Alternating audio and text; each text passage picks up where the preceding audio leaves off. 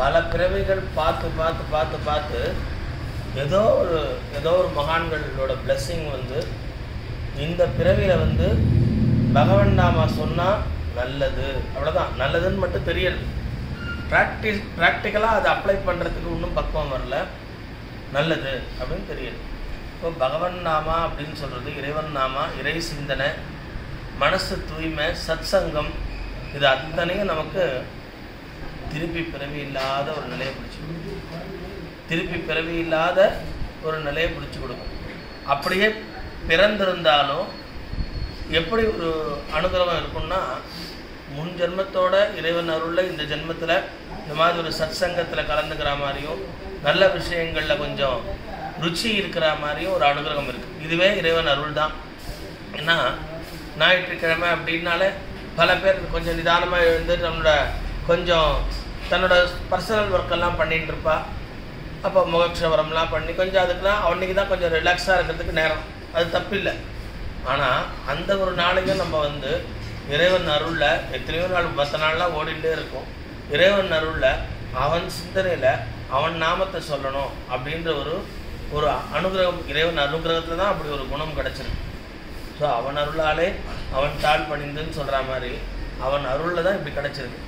இது தொடர்ந்து அந்தந்த பேப்பர் சொல்கிற மாதிரி அந்தந்த ஒரு குழந்தைகளுக்கு வந்து டெஸ்ட்டு, இந்த டெஸ்ட்டில் வந்து இன்றைக்கி அப்படியே திருப்பி கையில் கொடுத்துட்ற மாதிரி 10க்கு வந்து இன்றைக்கி கிளாஸ் டெஸ்ட்டு, 10க்கு 8, 10க்கு 9, 10க்கு 10 அப்படி அன்னன்னைக்கு கிளாஸ் டெஸ்ட்டில் வாங்குற மாதிரி நம்ம அன்னன்னைக்கு இந்த மாதிரி ஒரு சத்காரியம் இங்கே வர்றது, அப்புறம் கோயிலுக்கு போகிறது, இன்னும் பல சத்சங்கத்தில் கலந்துக்கிறது, அதுக்கு மார்க் இப்படி இறைவன் போட்டுகிட்டே இருப்பான்.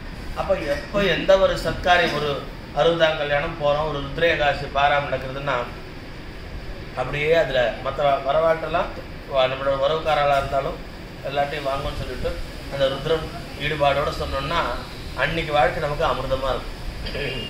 ஸோ அப்போது எந்த ஒரு இடத்துலையும் நம்ம அதை எப்படி ஃபைன் டியூன் பண்ணுறோம் அப்படின்றது ரொம்ப முக்கியம். ஃபைன் டியூன் பண்ணி அதை உயர்ந்த பக்தியாக பண்ணிவிட்டு இன்றைக்கி ப்ராக்ரஸ் ரிப்போர்ட் என்ன நமக்கு அப்படின்னா, ஓகே வெரி குட், 10க்கு ஒரு 8 வாங்கியிருக்கான், இல்லை 7 வாங்கியிருக்கான், இட்ஸ் ஓகே. ஸோ அப்போ அந்த மாதிரி நம்ம அன்னைக்கு நம்ம இறைவன் நாமாவை சொல்லி இறை சிந்தனையில் இருந்தோம்னா இப்படியே வந்துட்டு இருந்தோம் அப்படின்னா நம்மளுக்கு கம்ப்ளீட்டாக அப்படியே உட்காந்து ஓம் நம சிவாய், ஓம் நம சிவாய், ஓம் நம சிவாய், இதை தவிர வேறு சிந்தனை இல்லை. அப்படியே தேழு பாம்பு கடிச்சா கூட அப்படியே உட்காந்துருப்பார் ரமண மகர்ஷி மாதிரிலாம் நம்மளால் முடியாது. அந்த ஞானம் வரல, அந்த பக்குவம் வரல. ஏதாவது ஊருக்கு கோயிலுக்கு போனால் கூட அந்த சுவாமி தரிசனம் பண்ணி நல்லபடியாக பண்ணி எல்லாம் சிரத்தையானோடனே அடுத்தது கவான்னு பசி எடுக்கிறது, எந்த ஹோட்டலில் கொஞ்சம் நன்னா சாப்பாடு கிடைக்கும், சாப்பிட்டா ரூம் எடுத்துன்னு நன்னா ரெஸ்ட் எடுத்தார், அது அந்த பக்குவத்தில் இருக்கும். பட் போய் பண்ணுறோம் இல்லையா, அது தப்பு இல்லை. ஸோ அப்போ இது வந்து என்னென்னா முதல் ஸ்டெப், வெரி குட், அது பரவாயில்ல, டிக்கு. ஏன்னா குழந்தை வந்து படிப்படியாக 1 to 1ஆம் கிளாஸ் 2ஆம் கிளாஸ் தான் போயாகணும். அப்போ இது பரவாயில்ல, something is better than nothing. அப்போ இது பரவாயில்ல. ஆனால் இதோட திருப்தி அடைஞ்சு விட்டுறக்கூடாது. இன்னும் கிடைச்ச நேரத்தை எப்படி இறைவன் நாமா சொல்லலாம், இறைவன் நாமா சொல்லலாம், இறை சிந்தனை இருக்கலாம். பக்தர்கள் கதையை எதுக்காக நம்ம வந்து சிரவணம் பண்ணுறோம்? பக்தர்கள் கதையை நிறைய சிரவணம் பண்ண தெரிஞ்ச கதையாக இருந்தால் கூட கேட்க கேட்க கேட்க கேட்க நமக்கு அந்த குவாலிட்டி வந்து நம்மளோட மேலே ஒட்டிக்கும். இது எப்படி புரிஞ்சுக்கலாம் அப்படின்னா, எனக்கு தீவிர ஒரு பர்சன் யாரோ XRY சொல்கிறான், நான் ரஜினிகாந்தோட ஃபேன் அப்படின்றான். உடனே அந்த காலத்தில் என்ன பண்ணா, ரஜினிகாந்த் ருத்ராட்சம் போட்டிருக்கானா, நானும் ஒரு ருத்ராட்சம் போட்டேன். ரஜினிகாந்த் ராகவேந்திர கோயில் சுற்றி வந்தானா, நானும் ராகவேந்திர கோயில் சுற்றி வரேன். இது தெரிஞ்சோ திரும்பியோ அந்த ஒரு நல்ல விஷயத்தை ஃபாலோ பண்ணும்போது, ரஜினிகாந்த் வேறு எதோ பண்ணியிருக்கலாம், அது தெரியாது, அதை ஃபாலோ பண்ணக்கூடாது. நல்ல விஷயத்தை ஃபாலோ பண்ணும்போது அது ஆட்டோமேட்டிக்கலி இவாளை வந்து அப்படி ஒரு ஸ்டாண்டர்ட் உயர்த்துறது. ஸோ அப்போது நமக்கு பிடிச்சவா அப்படின்னும் போது அவளை எப்படியோ நம்மளும் ஃபாலோ பண்ணணும்னு தோன்றுறது. அந்த மாதிரி சத்சங்கம், நல்ல மகான்கள் கதை கேட்க கேட்க ஒரு துக்காராமுக்கு வந்து ஒரு எந்த வேலையும் செஞ்சாலும் அவர் வந்து அப்படியே அது சோபிக்கலை, வியாபாரத்தில் சோபிக்கலை, பணக்காரனும் ஆகலை. எல்லாத்தையும் ஹரின்னு சொன்னால் எல்லாரும் தூக்கின்னு போகிற மாதிரி பண்ணிவிட்டு அப்படியே விட்டார்.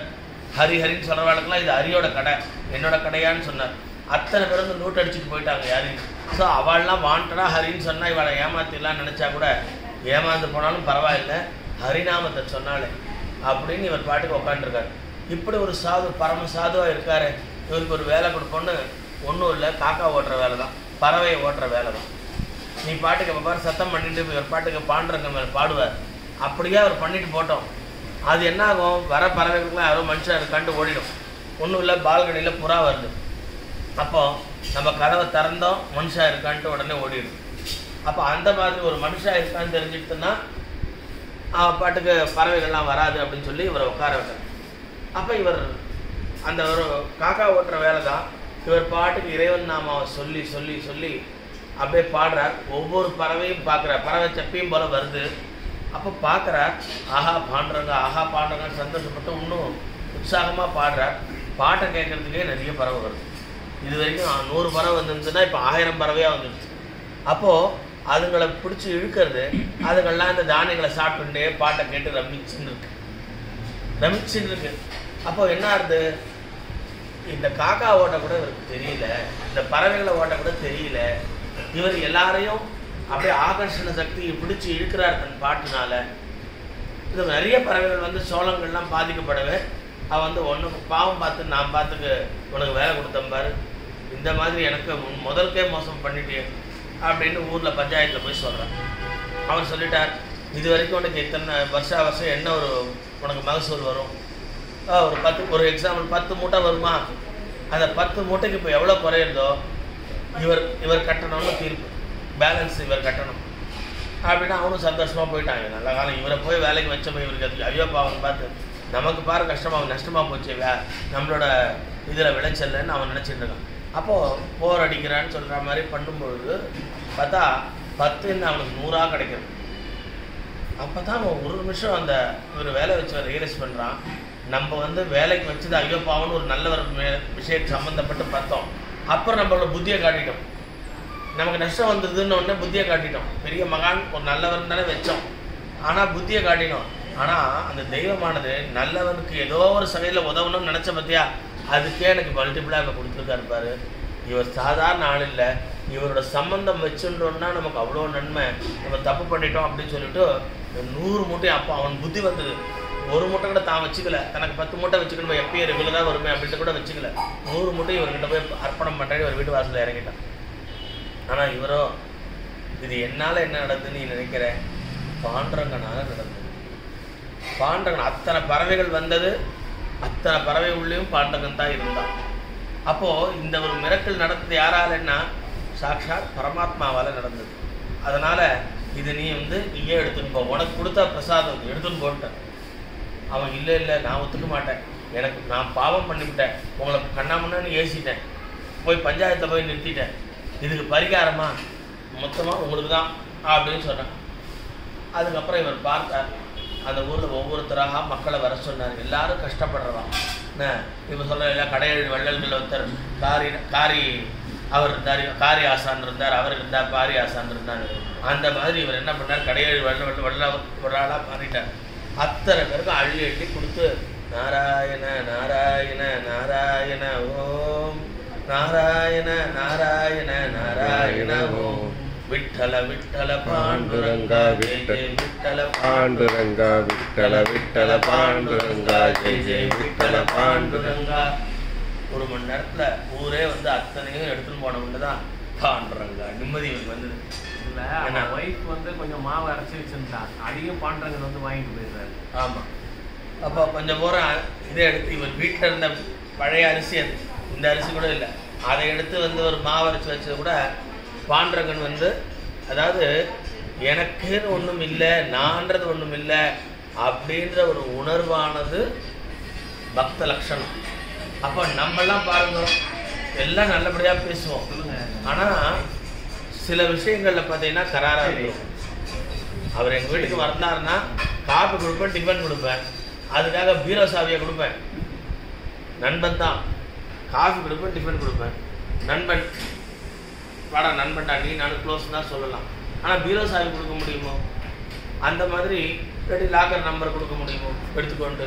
ஸோ அப்போ அந்த மாதிரி எந்த இடத்துல நம்ம வைக்கணுமோ அந்த மாதிரி தான் வைப்போம். ஆனால் பக்தர்கள் எப்படின்னா, எதுவுமே நான் பிறக்கும் போது எடுத்துகிட்டு வரல, போகும்போது எடுத்துகிட்டு போகிறதில்லை, எல்லாம் பாண்டரங்கன் கொடுத்தது. பாண்டரங்கன் என்னை வச்சு நீ என்ன பண்ணுறேன்னு பார்க்கறதுக்கு தானே பரீட்சை. இதெல்லாம் இந்த சொந்த பந்தம் தன்னோட மனுவே தானம் பண்ண பக்தர்கள்லாம் இருக்கும், தூக்கி கொடுத்துருவான். ராமதாசருக்கு சிவாஜி தன்னோட ராஜ்யத்தையே கொடுக்குறார் சமர்த்த ராமதாசருக்கு. உடனே சமர்த்த ராமதாசர் ரொம்ப சந்தோஷம், நான் ஏற்றுண்டேன், சிஷ்யன் நீ கொடுத்ததை ஏற்றுண்டேன், என்னோட ரெப்ரசன்டேட்டிவாக நீயே ராஜ்யம் ஆண்டு கொண்டேன்.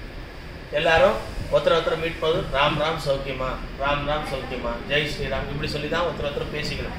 ஹலோ ஹலோன்னு பேசாமல் ஒவ்வொருத்தரும். அப்போ அந்த மாதிரி மகான்களோட வாழ்க்கை என்னென்னா அவ அத்தனையும் எப்படி வாழணும் புரிஞ்சு வச்சுட்டா.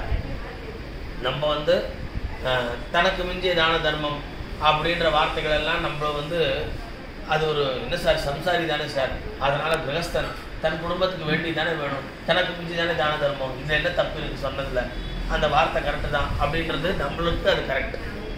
எது எங்கே செட் ஆகும் இல்லையா?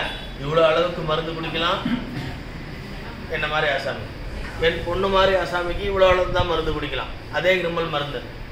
அந்த குழந்தையாக இருந்ததுன்னா கை குழந்தையாக இருந்ததுன்னா அதுக்கு இங்கு பில்லர் மாதிரி ஒன்று வச்சு ஒரு சொட்டு விடுவா.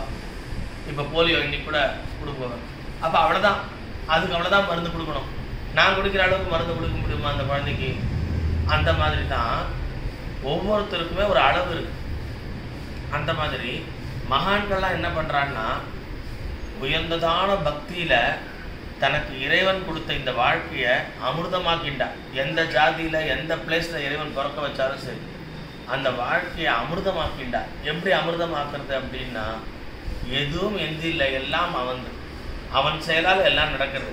இன்றைக்கி ஒரு நஷ்டம் நடந்து நம்மளை ஒரு கோர்ட்டில் ஜட்ஜு முன்னாடி போய் நிற்க வைக்கிறாரா, இதுவும் அவன் சங்கல்பம். ஜெயிலில் அடைக்கிறாளா பத்ராச ராமதாசர், இதுவும் அவன் சங்கல்பம்.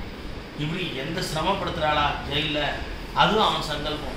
இப்படி வாழறது. ஏன்னா பத்ராச ராமதாசர் மாதிரி நம்ம இருந்தால் என்ன பண்ணுவோம், ராமருக்கு தானே கோயில் கட்டினேன், அப்புறம் என்ன இருக்குது, ராமன் இத்தனை வருஷம் என்னை கண்டுக்காமல் இருந்தா, 12 வருஷமாக ஒருத்தன் கண்டுக்காமல் இருப்பான் அப்படின்னு நம்மலாம் நாஸ்திகவாதமே பேச ஆரம்பிச்சிடும். பக்குவம் இல்லை, கொடுக்குற அடி உதைக்கி நாஸ்திகவாதம் இல்லை, உன்னோட ரிலிஜனுக்கே நான் வந்துடுறேன்னு மாறிடும். அவ்வளோ ஒரு பக்குவம் இல்லாத ஜீவன். ஆனால் நமக்கு இந்த பரீட்சை கிடையாது. ஏன்னா தன்னோட ஒரு அடியார் சிவன் அடியாராக அவர் சிவன் தெரியாது, என்ன கேட்டாலும் கொடுப்பியா, இந்தா உன் மனைவியை கொடு அப்படின்னா அதிகம் ஏற்பதை நான் என்ன பண்ணார் பிடிச்சி கொடுத்து நான் ஊர் எல்லா வரைக்கும் துணையாவேன். ஏன்னா இந்த ஊரில் மக்கள்லாம் என்ன சேர்ந்தவன், உங்களை ஒரு வேளை ஏதாவது தடுத்து நிறுத்தி கஷ்டப்படுத்திடுவா, நான் பாதுகாப்பாக அவர் எனக்கு நடுவேன். இப்படி செய்கிற ஒரு உயர்ந்த குணம் யாருக்கு வரணும் அவள்கிட்ட தான் அந்த பரீட்சையை வைப்பார் சுவாமி. நம்மகிட்டலாம் எங்கே பரீட்சை வைக்க போகிறார்? 10 ரூபாய் கேட்குற மாதிரி சுவாமி வந்தால் கூட நமக்கு 10 ரூபா போடணுமா, நேற்றே போட்டுனேன், டெய்லி இப்படி வந்தால் நீ கேட்டுட்டே தான் இருப்பேன் சொல்லுவோம் இல்லையா? இந்த ராமராம வேஷம் போட்டுன்னு வரான், டெய்லி குடுப்பாட்டு தானே வரா அப்படின்போது 10 ரூபா தான் நம்ம கொடுக்குறோம். ஆனால் அதுக்கு டெய்லி இங்கே அவன் போக மாட்டான் சார், நான் கீழே இறங்கி போய் இந்த 10 ரூபா போட்டால் தான் போவான், இது ஒரு தொல்லையாக போயிடுது அப்படின்ற மாதிரி ஆகிடும் நம்ம மைண்டு.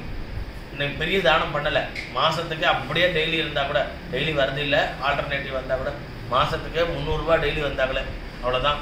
ஆனால் அதுக்கு வி ஆர் நாட் ரெடி.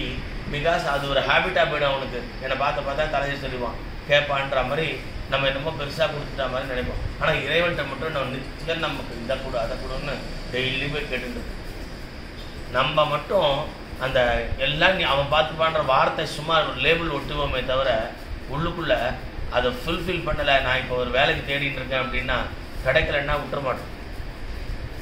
நீ பத்தியா உனக்கு இது கூட செய்ய மாட்டியா, எத்தனை நான் விரதம் இருந்தேன், எத்தனை பூஜை பண்ணேன் அப்படின்னு மனசு சொல்லும்.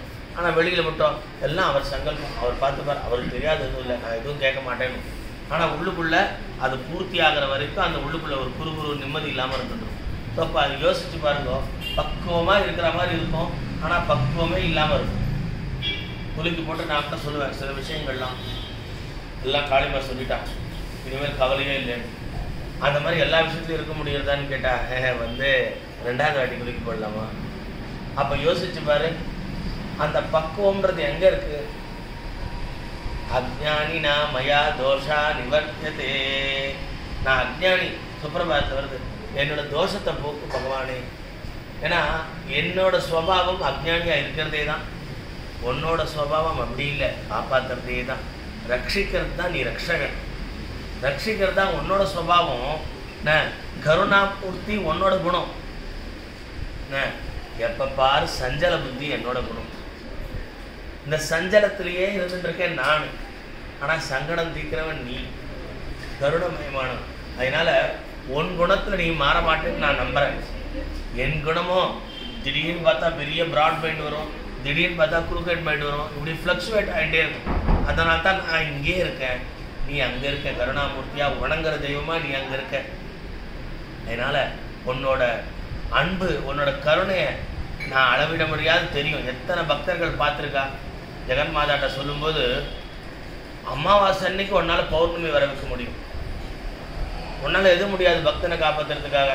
அப்படிப்பட்ட மிரக்கல் பண்ணக்கூடிய கருணாமூர்த்தி நீ. ஆனா நானும் அமாவாசை ஒரு ஆசாமியா இருந்துருக்கு. ஒரு பிரகாசமும் இல்லை, ஒரு வெளிச்சமும் இல்லை, இருட்டா இருந்துருக்கு மனசு. அவ்வளோ கல்மிஷத்தோட இருந்துருக்கு, அழுக்கு படிஞ்சு இருக்கு, பிரகாசத்தை காணும். கோடி சூரியன் பிரகாசமா இல்லை, பேர்ல தான் பாஸ்கரன், ஆனா ஞான சூன்யமா இருந்துருக்கு. அப்போ நீ உன் கருணையை காட்டினா தானே நான் கொஞ்சமாவது இந்த சத் சங்கத்தோட மகான்களோட சங்கமத்தினால கொஞ்சமாவது உன் நாமத்தை சொல்லுவேன். அப்போ இப்படி இறைவன்கிட்ட மனமுருகி பிரார்த்தனை பண்ணணும். ஸோ துக்காராம் போன்ற பக்தர்கள்லாம் அப்படி ஒரு திட விசுவாசம், சங்கல்பத்தில் அவ்வளோ உயர்ந்து இருந்தார். என்ன ஒரு சங்கல்பம், எந்த வேதம் படித்தார், எந்த சாஸ்திரம் படித்தார், இப்படி ஒரு விசுவாசமான சங்கல்பம். நித்தியமும் விட்டலன் நாமத்தை லட்சக்க வாட்டி சொல்கிறேன்.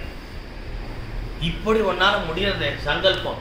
ஒரு ஒரு சாதாரண ஒரு அன்டச்சபிளாக பிறந்தவருக்கு அவருக்கு இருந்த சங்கல்பம், நான் பூனலை முறுக்கிண்டு பிறப்பில் நான் போய் உயர்ந்தவன் சொல்கிறேன். எங்கே உயர்ந்து போயிட்டேன், குணத்தில் கீழே போயிட்டேன். அப்படி இருக்கும் பொழுது என்னோட குணம் உயர, வெள்ளத்தனைய மலர் நீட்டம் மாந்தர்த்தம் உள்ளத்தனை குணம் உயர உன் கருண கடாட்சம் தேவை. முதல்ல அதான் தேவை. எனக்கு வேண்டியதெல்லாம் ஃபுல்ஃபில் பண்ணுன்னு சொல்ல மாட்டேன். வேண்டியது வந்துட்டே இருக்கும். அது wants are unwanted, sorry wants are unlimited.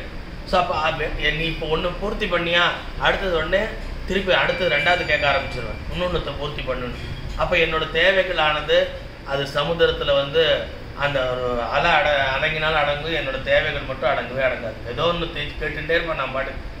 ஆனால் ஞானம்ன்றது ஒன்று கொடுத்துட்டேன்னா எப்படி அந்த மறுக்கப்பட்ட விதைகள் திருப்பி முளைக்காதோ, அப்போ ஞானத்தால் வறுத்து எடுத்துட்டேன்னா அதற்கப்புறம் இந்த உலகத்தை எனக்கு எது நீ கொடுத்தியோ, எந்த சொந்தம் எந்த பந்தம் கொடுத்தியோ, இல்லை எனக்கு பார்க்கறதுக்கு ஒரு வேளை புள்ள வம்ச விருத்திக்கு ஒரு புள்ள இருந்தாலும் நல்லா இருக்குமே, இல்லை இந்த பொண்ணு தானே கொடுத்தாரு கடவுள், இப்படிலாம் இல்லை.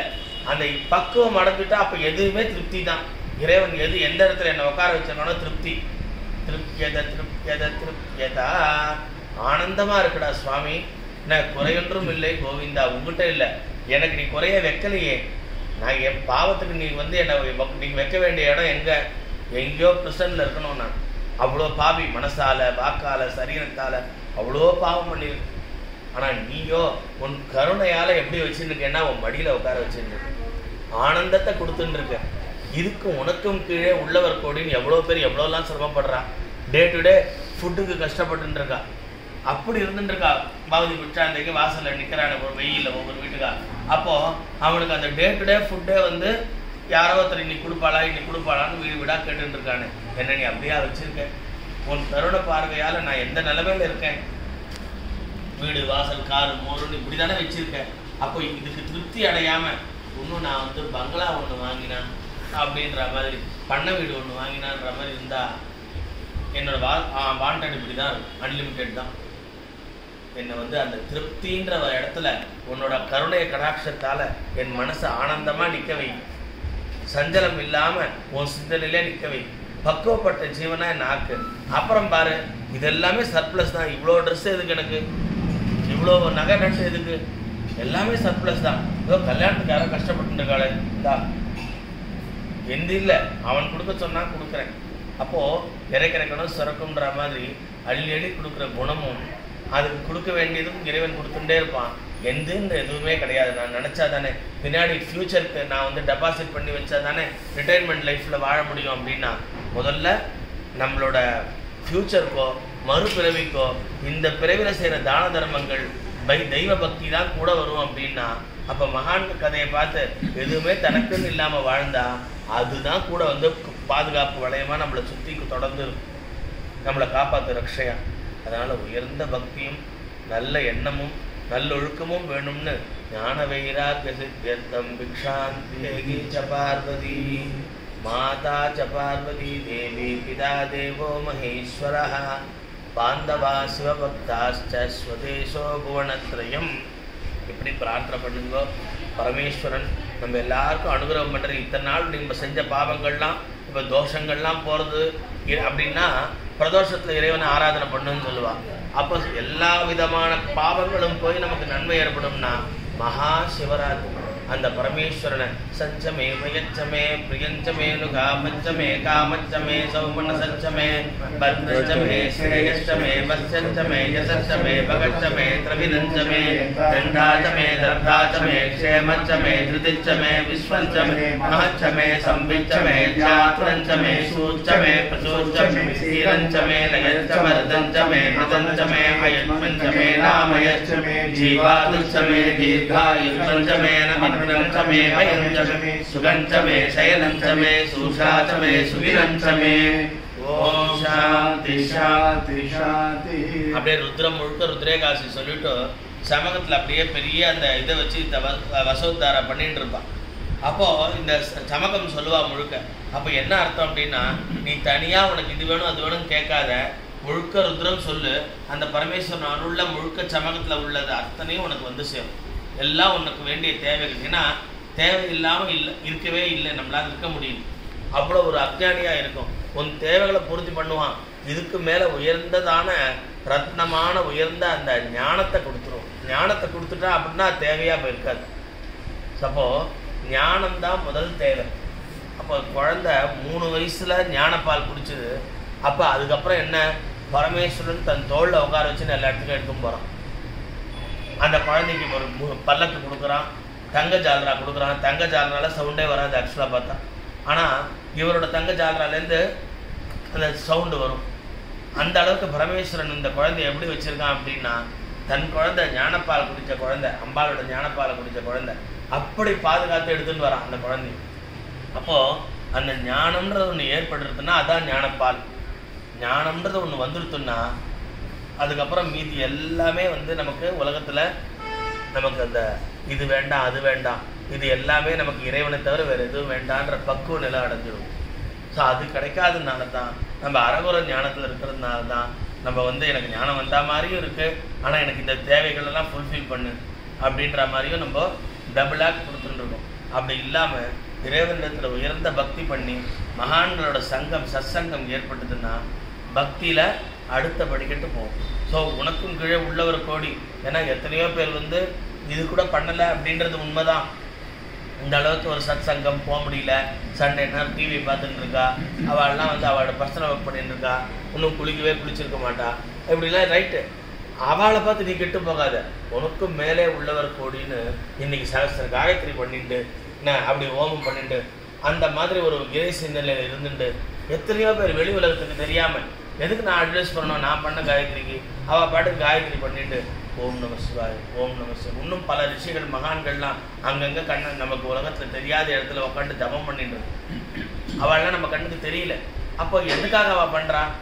அப்போ லோகக்ஷேமமாக இருக்கிறதுக்கு அவள் பண்ணிட்டு இருக்கா. அப்படி அதில் ஒரு ஆளாக நம்ம இருந்து திருப்பி பிறவி இல்லாத ஒரு நிலையை அடையணும். திருப்பி அப்படியே பிறந்தாலும் அந்த இறை சிந்தனையிலேயே வாழ்க்கை முழுக்க இருக்கிற மாதிரி ஒரு அமிர்த வாழ்க்கை இருக்கிற மாதிரி அப்படி ஒரு பிறவி இருக்கு. அதனால் பகவானை பிரார்த்தனை பண்ணுங்க. பரமேஸ்வரன் இப்போ அனுகிரகம் பண்ணுவார். சிவராத்திரி வந்தாச்சு. சிவராத்திரி உயர்ந்ததான தபஸ் பண்ணி இனிமேல் இது வரைக்கும் இருக்கிறது இல்லாமல் இனிமேல் புது ஆளாக நான் இருக்க போகிறேன் இந்த மகா சிவராத்திரிலேருந்துன்னு ஒரு சங்கல்பம் பண்ணிக்கோங்க. ஏன்னா நம்ம நியூ இயர் ரெசல்யூஷன் அதெல்லாம் வந்து ஏதோ ஒரு நியூ இயர், தமிழ் நியூ இயராக இருக்கட்டும், இங்கிலீஷ் நியூ இயராக இருக்கட்டும், ஆனால் நம்மளோட பர்த்டேவாக இருக்கட்டும், கல்யாண நாளாக இருக்கட்டும், ஏதோ ஒரு ரெசல்யூஷன் எடுக்கிறோமே, அதெல்லாம் விட இந்த புனித நாளில் இறைவன் வந்து அந்த எப்படி வந்து ஜோதிஸ்வரூபமாக இருந்து அந்த சிவபெருமானை வந்து தலையும் பார்க்க முடியாமல் பாதத்தையும் பார்க்க முடியாமல் பிரம்மாவும் விஷ்ணுவும் தேடிட்டு போய் பார்வதியானவள் தபஸ் பண்ணி அந்த உடம்புல ஒரு பாதி வாங்கி அப்படிப்பட்ட அந்த பரமேஸ்வரனை அந்த சிவராத்திரி நினைப்பில் நினச்சிட்டே இருந்து சிவராத்திரி சிந்தனையில் சிவன் சிந்தனையில் இருந்துகிட்டே இருந்திருந்தா அந்த நாள்லேருந்து நம்மளோட என்ன சொல்றதுன்னா நம்மளோட புது வாழ்க்கையை ஆரம்பிக்கலாம். அப்போ அந்த நாள்லேருந்து ஆரம்பிக்கலாமே, அப்போ அது வரைக்கும் நான் கொஞ்சம் அப்படி இப்படி இருந்துக்கலாமான்னு அப்படி இல்லை. ஒரு கல்யாணம் வருதுன்னா முன்னாடியே கடையில் போய் வாங்க வேண்டியதெல்லாம் வாங்கி வச்சு ப்ரிப்பரேஷன் எப்படி இருக்குமோ அந்த மாதிரி அந்த நாளுக்கு முன்னாடி ஒரு காப்பு கட்டிக்க போகிறோம் இந்த கந்த சஷ்டிக்கு அப்படின்னா, ஒன்றாந்தேதியிலேருந்து கட்டிக்க போகிறோம் அப்படின்னா அந்த ஒரு 4 நாளுக்கு முன்னாடிலேருந்தே அந்த ஸ்வபாவம் வந்துடணும், அந்த பாவம் வந்துடணும் நமக்கு. இறை சிந்தனை, இறைபக்தி, இறை சிந்தனை, இறைபக்தி. அப்போ தான் அந்த நாள்லேருந்து இன்னும் நம்ம மெருகேற முடியும். அந்த குணத்தை உள்ள வாங்கிட்டுருக்கோம். நம்ம வீட்டுக்கு கல்யாணம் வந்தாச்சு அப்படின்னா பார்த்தா அங்கங்கே பார்த்தீங்கன்னா 4 நாளுக்கு முன்னாடி வீட்டுக்கு போய் பாருங்க, அங்கங்கே பேக்காக இருக்கும். எங்கெல்லாம் இங்கேருந்து அங்கே புடவை வாங்கிட்டு இங்கேருந்து வேஸ்ட் வாங்கிட்டு அது இது அப்போ அந்த மாதிரி முன்னாடியே ப்ரிப்பரேஷன் ரெடியாக இருக்கும். அன்றைக்கிட்டு கடைக்கு போக மாட்டோம். ஸோ அந்த மாதிரி தான் நம்மளோட குணமானது மகாசிவராத்திரிலேருந்து புது ஆளாக பக்தி பக்தி பக்தி தான். இந்த உலகத்துக்கு வேண்டிய வேலையை செய்வேன். அது என்னென்னா அது இந்த ட்ராமாவில் இவா ஒய்ஃப் இவா அப்பா அம்மா இப்படிலாம் இருக்குது. இந்த நாடகத்தை இந்த ரோல் இவளை செய்வேன், டியூட்டி செய்வேன். நான் முழுக்க அந்த பக்தி. பரமேஸ்வரா ஈஸ்வரா அந்த மார்க்கண்டையை கட்டினானே நாம் ஆலிங்கனம் பண்ணிக்கலாமா பரமேஸ்வரா? அப்படி ஆசையாக கட்டிக்கணுமே உன்னை அப்படியே கண்ணப்ப நாயனார் கண்ணெடுத்து அப்பினானே, அவன்கிட்ட இருந்த பக்தி எனக்கு கூட, அவனோட உயர்ந்த பக்தி எனக்கு கூட. இப்படி இந்த பக்தர்கள்லாம் நினச்சி அவளோட பக்தியை கூட இவாளோட பக்தியை கூட நானும் அப்படி ஆமாட்டேன்னா இப்படி நினைக்க ஒரு ஹீரோவை பார்த்து நினைக்க அவளை மாதிரி மேனரிசம் வருதோ பக்தர்கள் மாதிரி அப்படியே நம்மளும் ஆயிடும். அப்போ உண்மையான பக்தன் ஆகிடும். அப்போ ஆசைப்படு, அதுக்கேற்ற மாதிரி ஆயிடுவேன். அப்போ இந்த மகான்கள் கதை பக்தர்கள் கதை கேட்க தான் நம்மளுக்கு இன்னும் ஒரு உடம்புல அந்த ஒரு என்ன சொல்றது ஒரு உறுதி ஏறிட்டே போகும். அப்போது நம்மளும் அந்த ஸ்வபாவத்தாவா எப்படிலாம் இருந்தா அப்படின்ற போது நமக்கு அந்த குணம் வந்துடும், ஒட்டின்றும். நல்ல குணம் ஒட்டின்னா சந்தோஷம்தான். அதனால் மகான்களை பார்த்து நாமளும் மகான்களாகவும் நல்ல பக்தர்கள் கதை நிறைய கேளுங்க. அது சிவ விஷ்ணு பக்தி அப்படி வேதமே கிடையாது. அதனால் பக்தர்கள் கதை நிறைய கேட்டு நம்ம நம்மளோட குணத்தை உயர்த்தும். சரியா? இது மகாசிவராத்திரி பரமேஸ்வரோட ஆசீர்வாதத்தில் எல்லாருக்கும் நல்ல பக்தியும் ஞானமும் ஏற்படட்டும். சொஸ்தி பிரஜா.